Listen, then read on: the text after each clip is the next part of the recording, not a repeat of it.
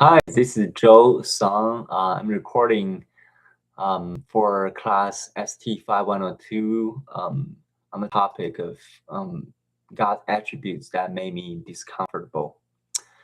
Uh, so the divine attribute or the reality of about God that made me feel most uncomfortable with is God's glory or His majesty.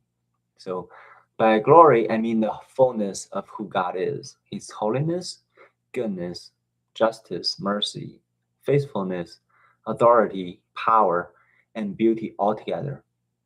I'm not uncomfortable because God's glory is unfeasible or even saying if it's bad.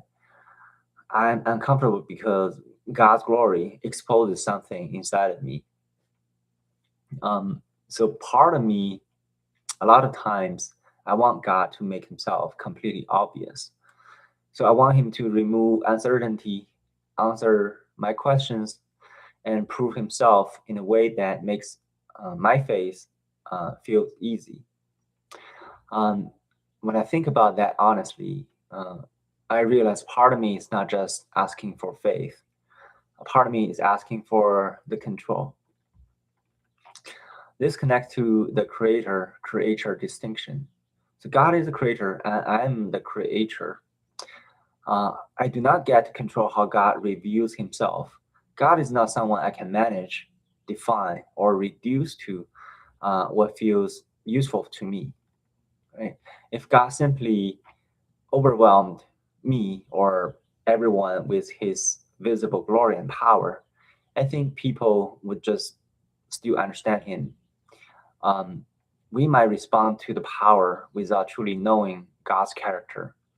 We might just want the benefit from God, of God, uh, about security, answers, protection, certainties, without actually knowing or wanting God Himself. This is what makes me uncomfortable.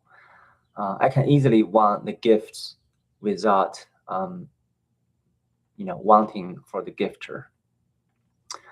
Uh, the story that helps him the most is Exodus 33 and 34. So when Moses asked God, "Please show me your glory," God does reveal himself, but not in a way that Moses can fully control or fully grasp. Moses cannot see God's face and live, but God does reveal his name and his character. He showed that he is merciful and gracious, slow to anger, abounding in steadfast love and faithfulness, forgiving sins, and also he is just. That is important because God's glory is not just the raw power.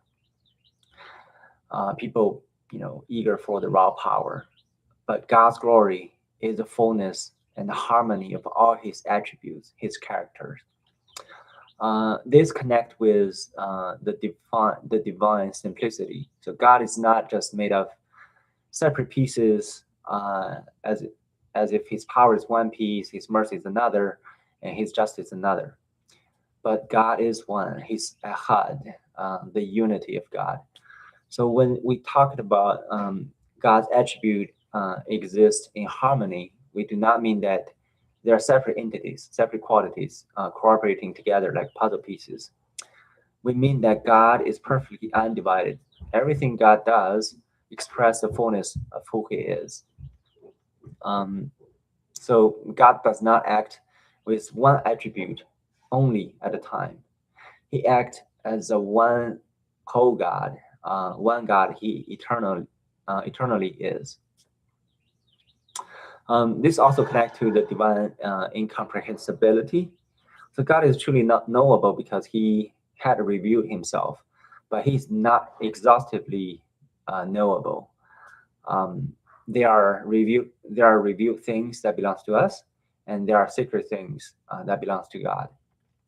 Uh, so as we know, the faith is not believing without revelation. Faith means receiving the revelation from God and trusting Him that what He has not revealed yet.